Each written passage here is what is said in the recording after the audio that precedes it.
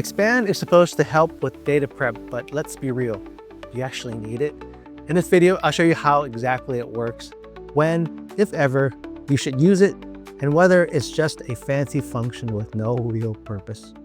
So I've got some data here. We've got sales data for North, South, and East, and maybe there is some missing stuff here, and we want to expand the range here. So what expand does is basically, when you think about it, it expands the options of your cell ranges for potentially something you can put in there later. So let's say, for example, we have our array here. I'm going to put this one here. This is my array, and it's only like a, when you think about it, it's a 3 by 4, right? 3 column wide, 4 rows deep.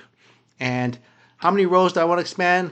Let's say I don't need to. I just have these 3 salespeople in the East Division, but we're looking at our combining maybe our other portions of the geography, North and South, and instead of 2 columns, I want 3 columns. I'm going to skip the rows, right? Comma.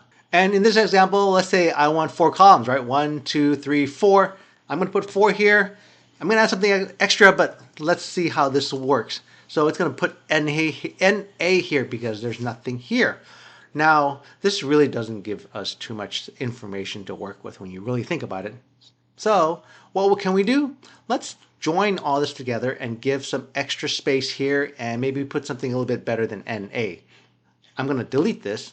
So let's say I want to join North, South, and East together, but you know, East is missing some stuff here. So what we can do is we can combine, expand, and another function called VSTACK. And this may be something where maybe you're just prepping data, and it may help you in that sense. So I'm going to stack this data here. I'm going to include the header here, but not for this one. Comma, what's my second array? Let's do this one here. Comma, what's my third array? And here, what we're going to do is we're going to expand this, because if I don't want to include those NAs, I can put something extra in here, but it's part of the expand function. So I'm going to type expand and select that. My array is going to be this array here, right here. Right? All I need to do is select that, comma. So I don't need any rows, but I do need columns. I need 4 columns, 1, 2, 3, 4. So I'm going to type the letter 4 and comma and pad width. So in the pad, I don't want those pesky NAs. So I'll put a string here, TBD, but I got to enclose it in double quotes. Close double quotes, close parentheses, press enter. Whoops, I forgot to put an extra parentheses there. Excel was nice enough to take care of that for me. Yes, and you can see what it did. So if this is a spreadsheet that maybe you are sending to someone and they don't have that data in there, you expect them to fill that out later.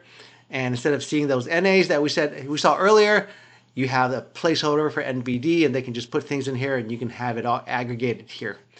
So expand by itself doesn't really give you too much, but maybe you can use it for some data preparation and it'll help you out. So after all that, is the expand function actually useful? Honestly, it depends. If you're constantly reshaping data, it might save you a few clicks, but if not, you're probably fine without it. Let me know in the comments, have you ever used expand? Or do you think it's just extra fluff? And hey, if you found this useful, or at least entertaining, hit that like button and subscribe for more no-nonsense Excel tips. See you in the next one.